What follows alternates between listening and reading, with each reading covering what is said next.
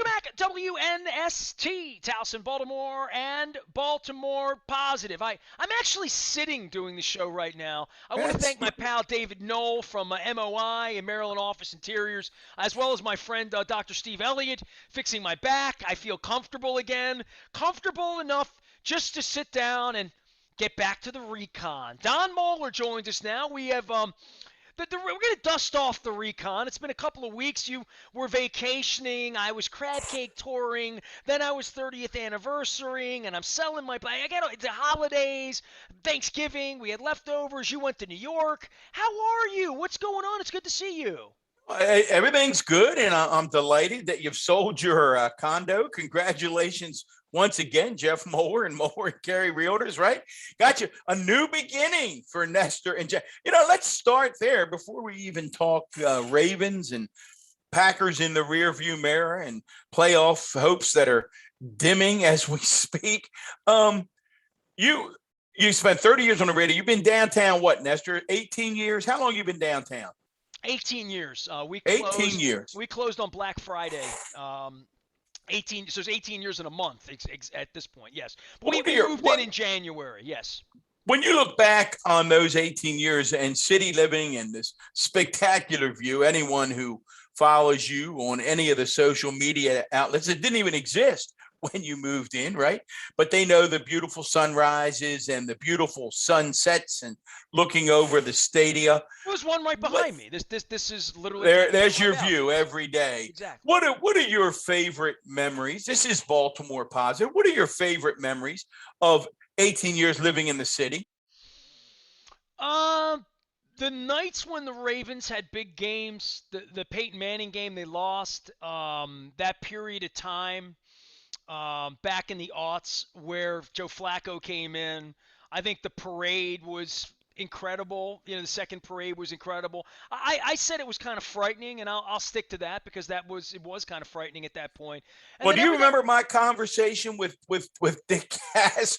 And we're very fond of Dick, president of the Ravens, and he said, "Boy, was your son right." Remember, we came to the second parade. It was Kevin Kamenetz and myself. We saw you and Jen up on the reviewing stand where it began. I have pictures. That's right. And you have pictures. And as I'm standing at the reviewing stand, my son had taken his boys or at least Jake, I guess. I'm trying to think. What was that, 12? That was 13. 13. So he probably just took Jake. So my son is in the upper deck, remember, because they were going to the stadium, and that's where the event was going to end up. And he said, Dad, they may have a problem. I said, what do you mean? And he said, Dad, it's total chaos. It's packed. And I can remember, and there's not a lot of direction as to where to go. And I can remember talking later to Dick. And Dick said, they obviously were getting the same reports as they were fine. And they realized that they had totally underestimated the potential turnout, the number of people who would want to come and watch Ed Reed hoist the trophy and sing, Bird in Paradise or whatever that crazy thing he was singing. And at that point, they were just holding on for dear life that no one would get hurt and knew they'd have to do it differently in the future. So it's interesting that you mentioned that because that really is seared in everyone's memory. Well, I mean, when I think of downtown over the last 19 years, I'd have to think about some really monumental things, right? And not all of them are good in regard to Freddie Gray and playing baseball games for no one and having tanks circling the street. But I also think about Celebration, which was amazing, and I think about the Lake City that's come on. For me, my wife and I walk into the farmers market every Sunday, something we love to do. I think in recent times, the plague made us walk the city over the last 2 summers and springs into Highlandtown, discovering Patterson Park, discovering incredible little local restaurants, places like the Chaucer that I promote, and other places that I have promoted, like Verde and Fabek, and little places that sort of inspired the Crab Cake Tour, sort of a walking tour of Highlandtown and Fells Point and Butchers Hill and Canton and places that we walk living downtown, that if you live in Catonsville, you don't walk to Ellicott City. You don't walk to Woodlawn. You don't walk anywhere. You walk to Well, Catonsville. you walk to the village, and now with all the restaurants in the village, it's become very walkable, very bikeable. No. I'm saying, but when you live in the city, I can walk to Station North, which Right. I've done. I've walked to Penn Station. I walked to Camden Yards. I've walked to Federal Hill. I mean, I'm giving you Oh no, I think everything I Nestor. do on foot, not like on an Uber or whatever. I mean, I haven't walked to Hamden, but I could. You know what I Well, mean? It wouldn't be that far to walk to 25th Street or something the from here at all. the best example, a couple things come to mind with that as we go down memory lane, talking about your 18 years in the city and your 30 on the radio. A couple of things for those of us who have been able to come on the journey, the thousands that have joined you. One of my takeaways, I said, obviously the sun sets, the sun rises, but also you all have sort of been the local Rick Steves for those of us who love the city, in that you and Jen have been the explorers. As you said, you've walked all over the city. I mean, if your relative, your sister comes in from Jacksonville, Patty, who I've never met, but if she came in and you said, go downtown, get 5 days at a hotel downtown, and do what Nestor tells you next summer, right? right. Like, I would have, like, if I just took 5 days of my life and took your sister or my cousin or whomever around Baltimore and said, I'm going to give you 5 days, I'd say, do you have kids? What are you into? Do you like I had a friend, my friend Alyssa, who's been on the show, from Wise Markets, right? She's one of their marketing people. She lives up Pennsylvania, up in the middle of Pennsylvania, up above Harrisburg, right? Doesn't get to the city much. Her husband and she were coming down for his birthday last weekend, right? So not the Packers weekend, the weekend that the Ravens were out of town, right? So ask what to do and where to go. And he loves history, loves building things. Spent the day at the B&O. Spent the day at the Maritime Museum. Like Museum of Industry, like just loved it. And they didn't do the Science Center. They didn't do the aquarium. You know what I mean? They didn't do Blacks and Wax, or they didn't do Reginald Lewis. But they probably didn't do half the things. But they did a couple. They didn't do of the things. BMA. I mean, you could, as You you know said, what they loved? They loved the German garden that's down at the harbor now. You know, in right. the park. They did the German Christmas festival, and that's a thing that it's here for 4 weeks, and people dig it, and it's great and whatever. But you can't do it in June. You have to do something else. Well, and that was a 48-hour thing built for them. You know, he loves the chef, the Gordon Ramsay guy. So they went over to the casino and they did that, right? So Baltimore is New York to people from Pennsylvania. oh no, you are its cheerleader. You are its guy. You know, our good friends you mentioned down there at the harbor, our good friends at May and Reichel, who are going to be joining us after the first of the year. They've got that incredible project that they've opened at Rash Field. I've been talking to Brian Dunn, who's a good friend of the show. They did the skateboard park. They did that whole park is Man Reichel. Unfreaking believable. Yeah. And, you know, I was over at American Visionary Arts Museum, and right. shout out to Rebecca, who is departing, and I walked back at 10 o'clock at night, and I was with Damien O'Doherty coming back from a banner event, and kids are skating. It's well amazing. Lit. It is, I mean. And that's our friends. It looks like, and I would tell you this. I was in Sydney, Australia. I think you remember me telling you this story. I ran into Bucky Lasik in Sydney at Bondi Beach. Bondi Beach is one of the most famous beaches in the world, right? They have a skateboard park on the beach. They have a bowl that Bucky was in practicing his run on Bondi Beach in Australia. And he's like, known all over the world, right? He's there skateboarding in Australia. And I'm thinking, in his own hometown, he doesn't. Now Bucky can come back here and see this thing. And my buddy Rudy Costello, who had sticky fingers, and people that were skateboard people in the 80s would not believe what they built at the harbor. It's a beautiful thing. It really is. No, and again, you know, we've had them on the show when they were planning to design and build that park, and they're going to come on shortly after the first of the year to talk. So you have truly been our guide. One of the things, and Nestor, I don't think I knew this. It's so funny. Until 6 or 8 weeks ago, we were chatting about something. One of the testimonies to city living is the fact, and as I said, I didn't know this. You and Jen have one car. Well, you couldn't survive on one car in the burbs. It's not doable anymore. Now, some people may say it's not doable, but you guys survived. You were able, because of the walkability and the ability to get around to the city, to everything you need. You and Jen survived with one car. Well, That's the quintessential city thing. Right? Yeah, I mean, like during the plague, we didn't have to like get in it much. Right. I mean, if I go to Wise or I run out to the radio station to do something, or I'm at a sponsor. I mean, the only way to get Pizza John's, other than delivering it or whatever, is go pick it up, right? If I'm going over to State Fair, over to Catonsville or whatever. But yeah, that's certainly something. For 18 years, I've never really considered that we're a one-car family and we would be a two-car family if we had a two-car garage in White Marsh. Like no, it's a totally different way of life, and I think all of us, the thousands who have followed the journey, have really, really enjoyed it. At the same time that you're wrapping up that part of your life, you just celebrated 30 years.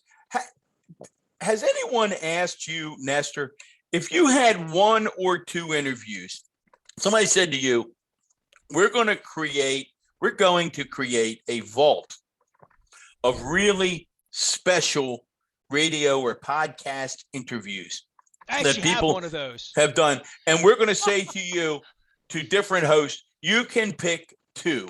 Which two of your 30 years would you submit to that museum? Two? If you had to pick two out of 30 years, they're saying we got hosts all over the United States. I got 25,000 hours. You only get two. Well, you always feel like the ones that you want are the ones you don't have. So I interviewed John Wooden on our mutual birthday, which is October the 14th. And I guess that was 2000. Yeah, I was there 3 years. Well, it had to be special for you because you're such a Wooden follower. It was 2001. Yeah, it was 01. And he sort of famously, you could call him and he would come on the show, or you could knock on his door and he would invite you in. Like, literally, it's who John Wooden was. I don't have, like, the fondest recollection of what I said to him or what questions I asked at that point in my life. I guess I was 32 or 33. I think it was my 33rd birthday was that day. His 90-something birthday at that point. As far as admiration, you know what I mean? And I've interviewed in that space Tony Robbins, all sorts of leadership people. But when I think of people that I've actually interviewed, I mean, I think you've interviewed the Speaker of the House.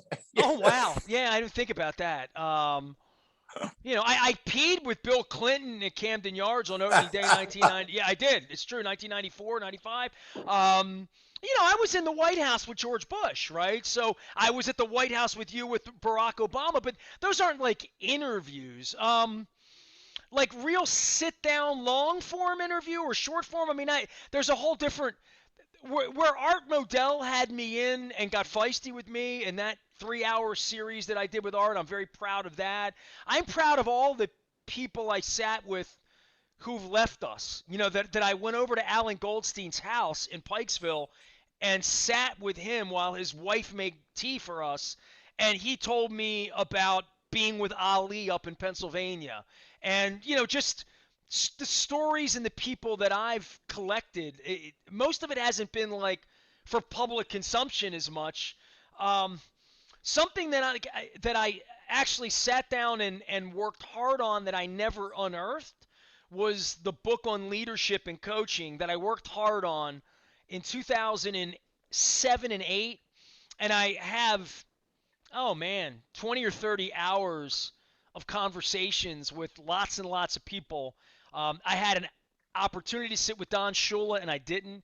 I had an opportunity to sit with Howard Schnellenberger, and I didn't. But I did go sit with Frank Kush out in the stadium in Arizona. So some of the old time, the ones that mean the most to me are people who've left us who, I don't want to say their final words, but I laid it out for them that I was trying to define their story and their life in a conversation, however long that conversation is. My favorite interview in recent times, and I would tell anybody this, and there's a videotape that does exist of this, was with Mary Lou Retton.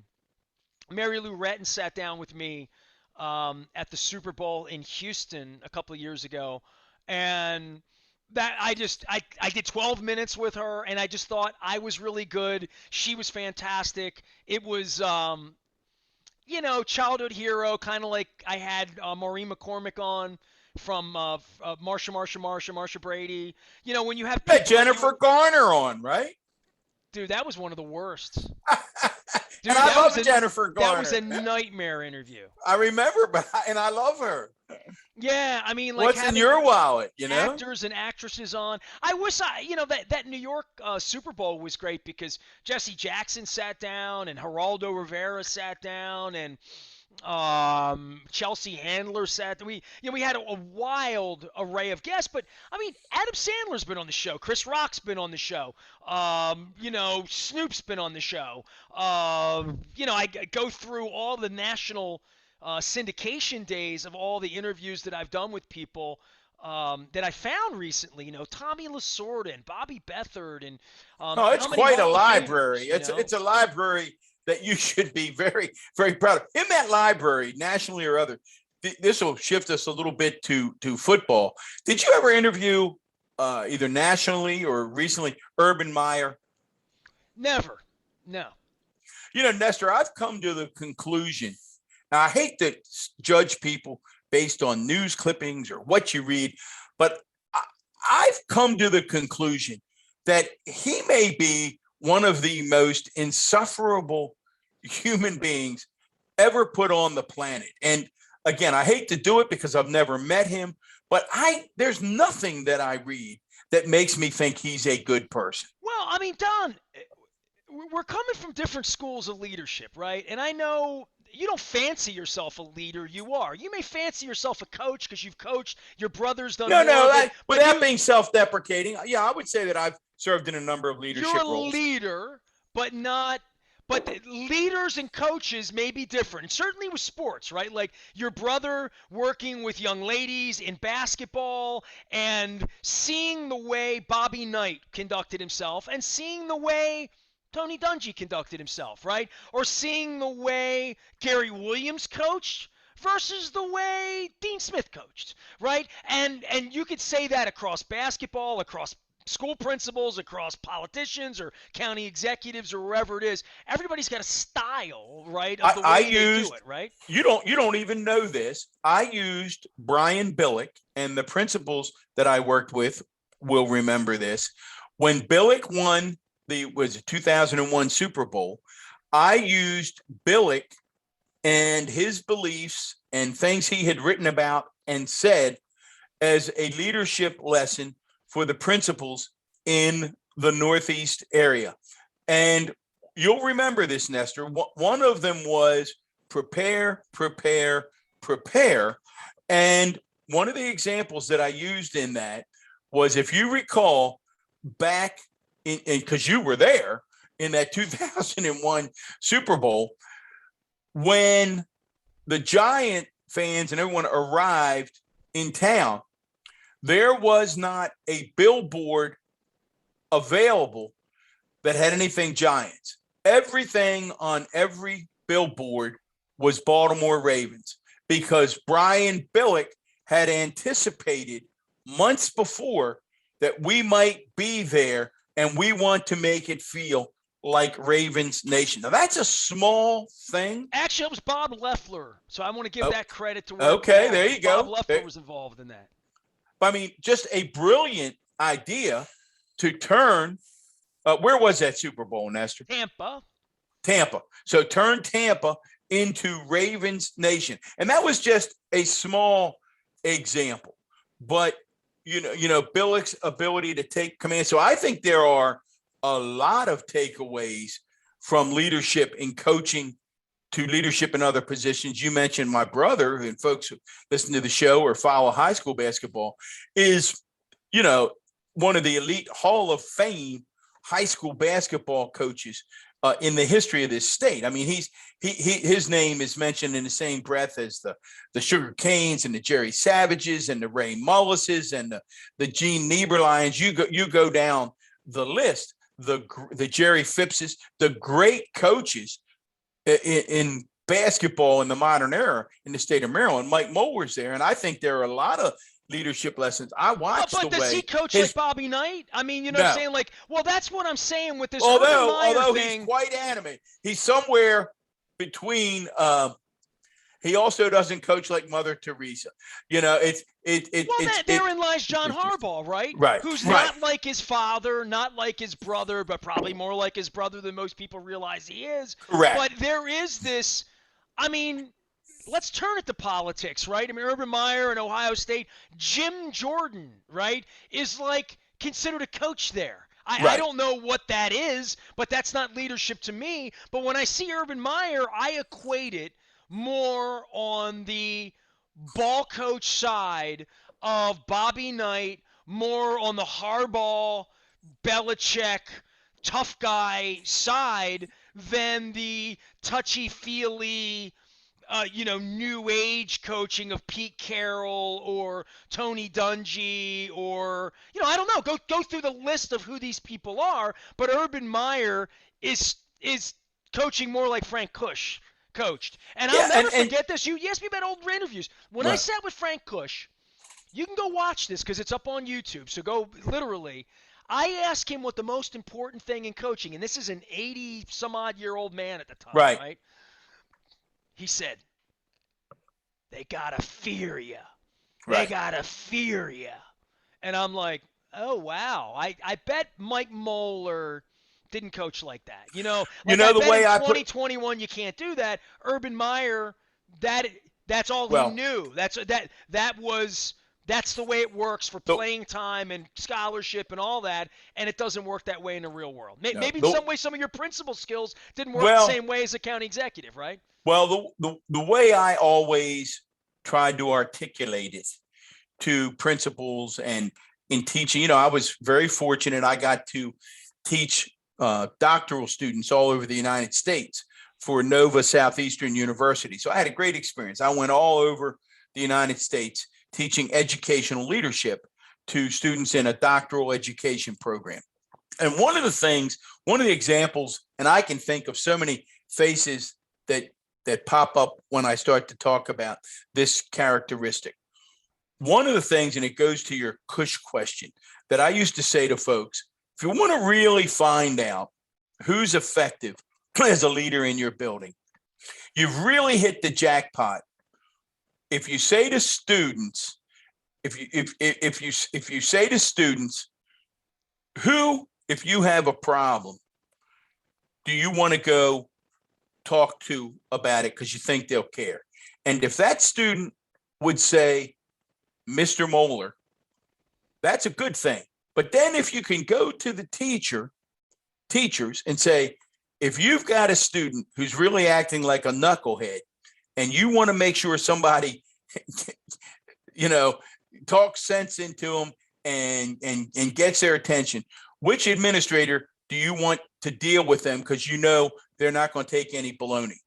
If they also say, Mr. Mohler, then you've hit the trifecta, because you've got the kid saying, this guy cares about me, and the teacher saying he cares about him, but he's also going to hold them to a certain standard of behavior because he knows they're better than they've acted in a certain incident. That's the sweet spot. We talked about that with Jimmy Thomas 2 weeks ago. James, I thought about it vividly. He was in my office, as James reminded people. I said, well, it did sound like him. He said, yeah, you'd always say to me, James, we can't do that here. I mean, and that sounds like one of my, we don't do that here. And it's a sweet spot. And I had encountered so many great Urban principals. Meyer never had anybody say to him, we don't do that here.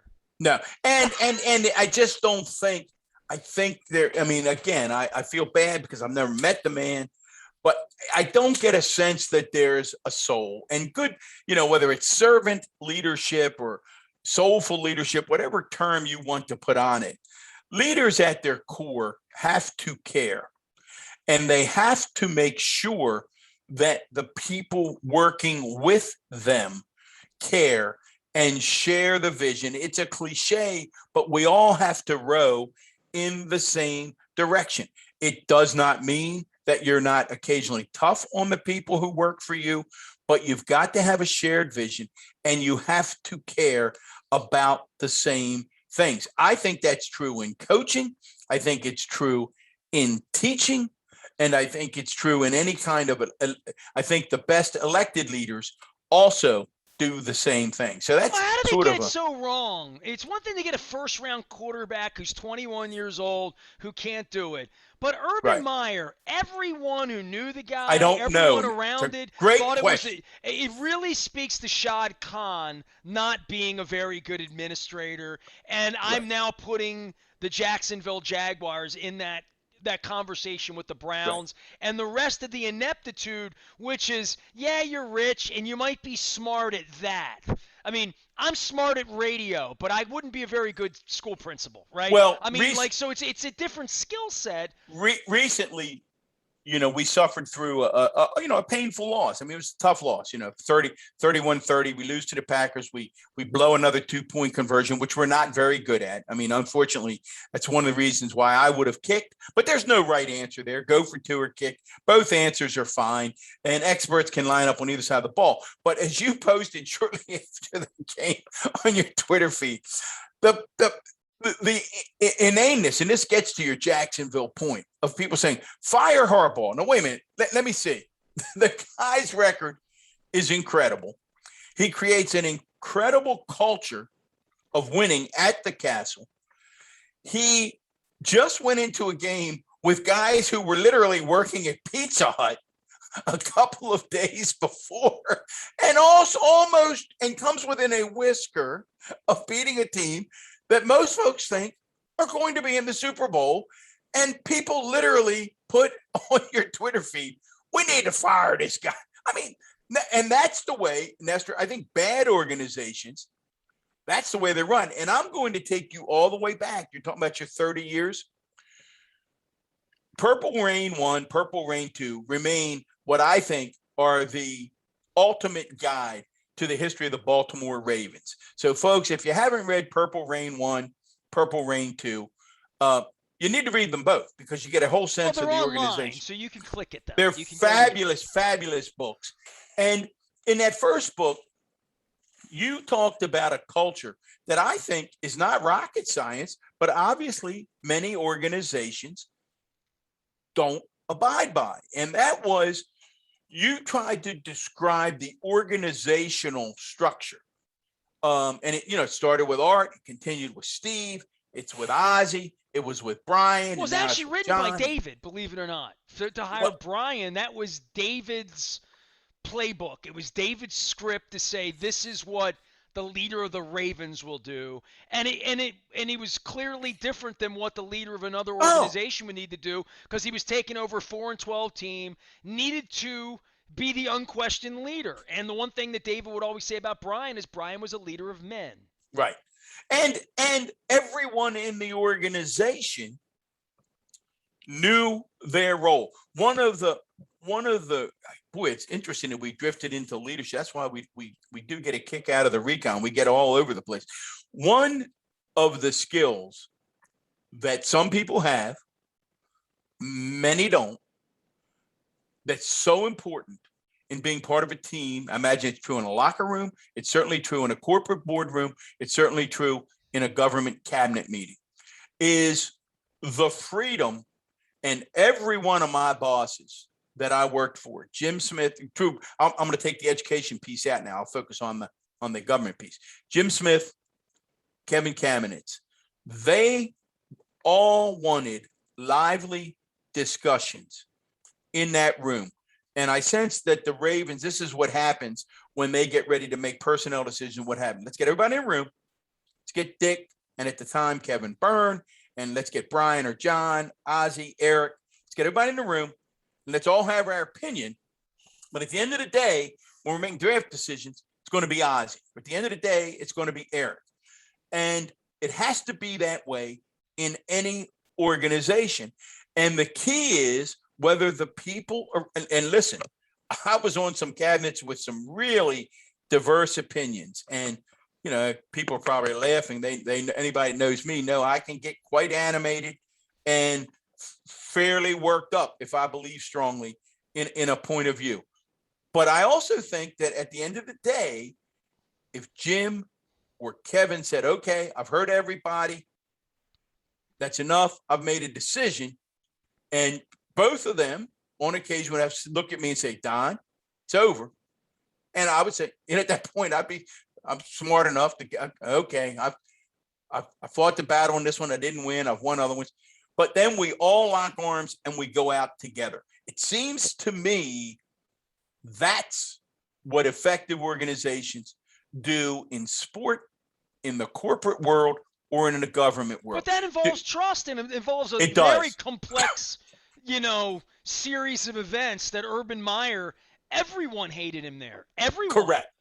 And That's he why was the I don't highest know. paid guy. That's the thing. When you fly in and you're the guy making all the money and you've bypassed everyone and you're going to change everything, you got to be vested. You can't be bumping and grinding on broads at midnight when the No. team's on the flight home. Like, Nestor, that's insane. Like, the fact that he survived 8 weeks later is just about him having lawyers to get this money. I would have fired him. And the fact that he would ever do that when he sat with you last year and told you he was running your football team is shame on him. I mean, I would have fired him for buying him. I would have fired him that morning. And here's the downside of that kind of an organization. We're through 1 year of the Trevor Lawrence regime, and I have no idea. And I've watched him like a lot of other people. I've Red Zone, so I've seen a fair amount of Trevor Lawrence. I have no idea if Trevor Lawrence is a franchise NFL quarterback, because I don't think God could quarterback that team in that chaos. It becomes attractive because they're going to have another high pick and they have him. And if you believed in him in Clemson, and I would think, 25 general managers believed in him, maybe not more than their guy, but I would think John Harbaugh would look at Trevor Lawrence and say, I can win some football games with him. You know what I mean? I would think anybody would look at that and say you could win with him. Which gets us to this question, and I know we're coming up on the end of the recon. Gets us, and I guess this may be our last recon of 2021, given the holidays coming up. Sing Auld Lang Syne. You moving and the whole thing. So, given that, talk a little bit, and let's start with, we have a small sample size of Tyler Huntley.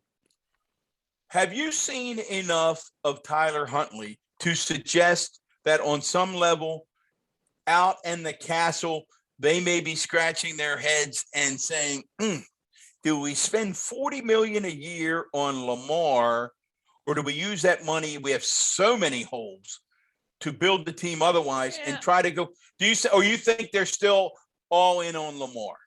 I don't know. We're going to find out, aren't we? I mean, it's a great question, though, right? Well, I mean, being all in on Lamar means you're all in on the system. And I'll be honest with you.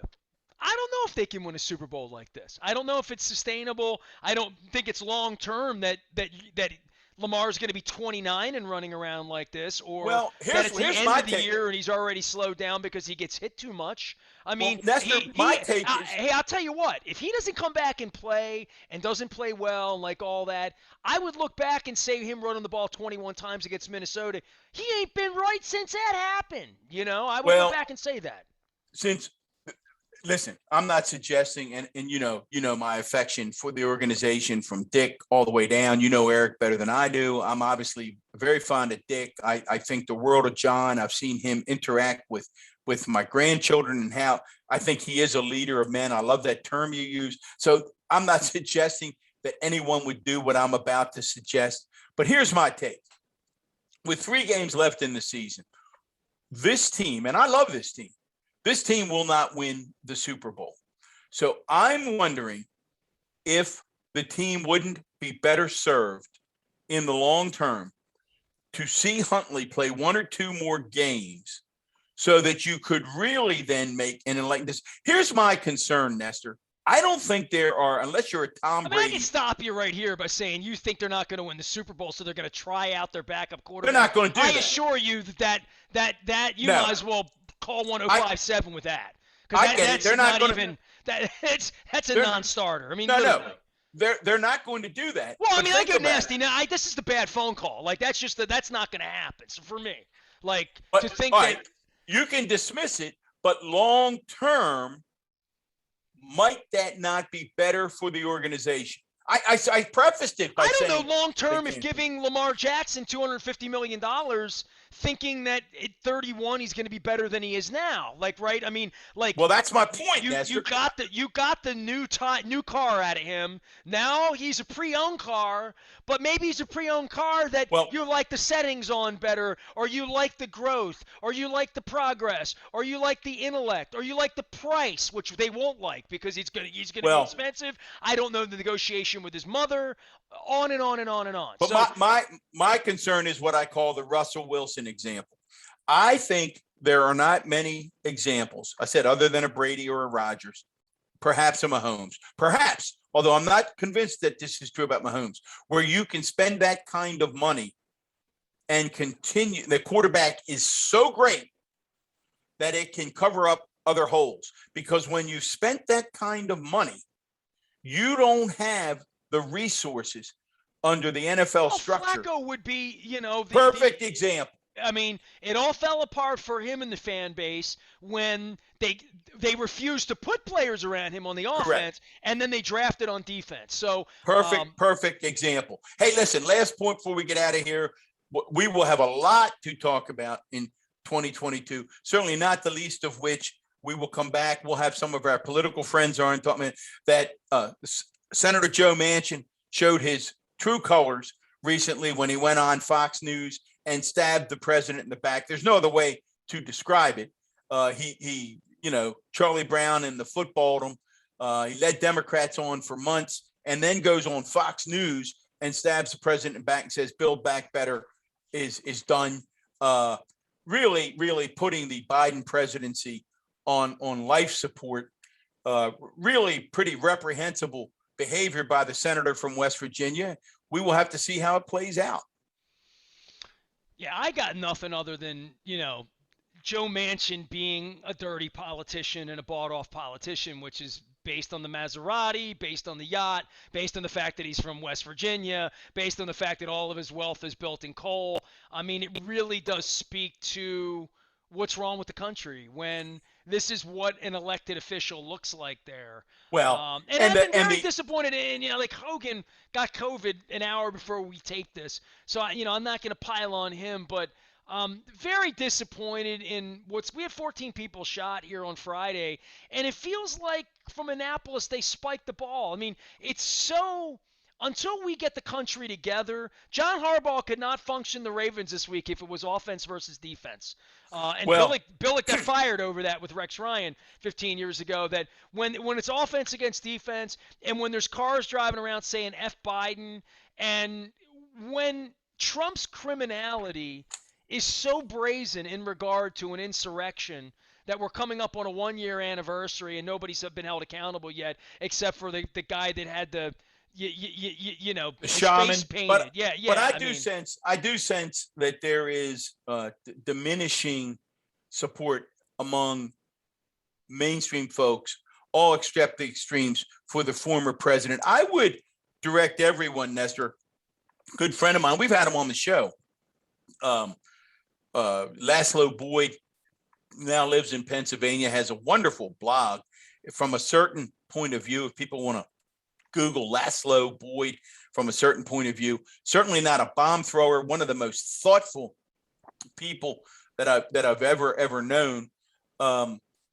Really an expert on many topics, has written his latest blog, poses the question as to whether or not a civil war, but whether we truly have become so ungovernable that we need to look at dividing into two separate nations, those comprised primarily of the blue states and the red states, and let people have two separate countries. It's it's an incredible It would be proposal better than coming. killing each other. Well, and his point would be you could at least begin to govern in a way that people want. Listen, I always come back to Nestor. The founders did many, many things right.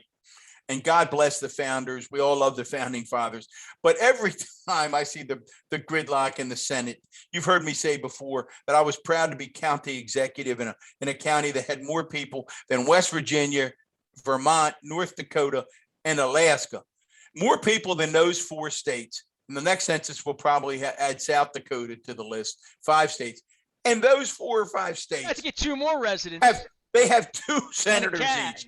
I mean, come on. We've got senators representing land. Every time I watch Yellowstone with Kevin Costner, which I love, I turn to my wife and say, think about it. That state has 2 United States senators and no people. With that, man, Merry Christmas, Happy Hanukkah, Happy Kwanzaa, all that good. Good luck with the move, man. And we will see you in 2022. Don Mohler, former Baltimore County executive, and Mike Kimosabe. We want to shout out Fadley's and our friends at Costas who are shipping crab cakes through the holiday.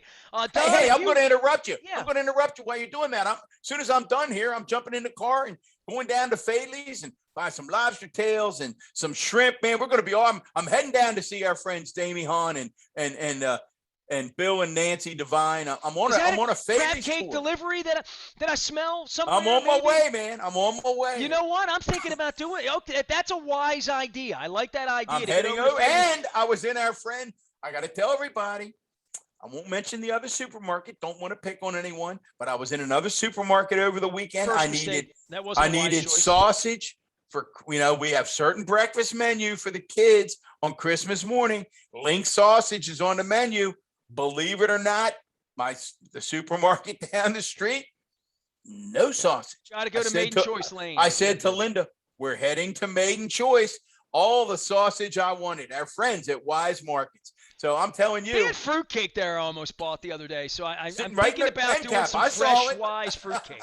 Not the Claxton. I'm talking about the fresh stuff out of the oven. There you go. Yeah, one other thing. If you're eating that fruitcake, Royal Farms on Christmas Day, if you have the app, free coffee. Free coffee for all my friends at Royal Farms. There you go. And you don't even need to know Justin Tucker. You just need to know me. I know about the free there coffee. You go. If you got the app. Don Mohler will be here as we get into 2022. We're going to be taking the Maryland Crab Cake Tour presented by the Maryland Lottery back on the road as well. We're going to be starting things at Nacho Mama's in early January. But I have a full list. And by the way, I've got plenty of Purell to go around too for everybody, as well as my Maryland Lottery mask. I am Nestor. Merry Christmas. Happy holidays. Stay safe. Be nice to each other. And drink more eggnog. We are WNST, AM 1570, Towson, Baltimore, and we never stop talking Baltimore positive.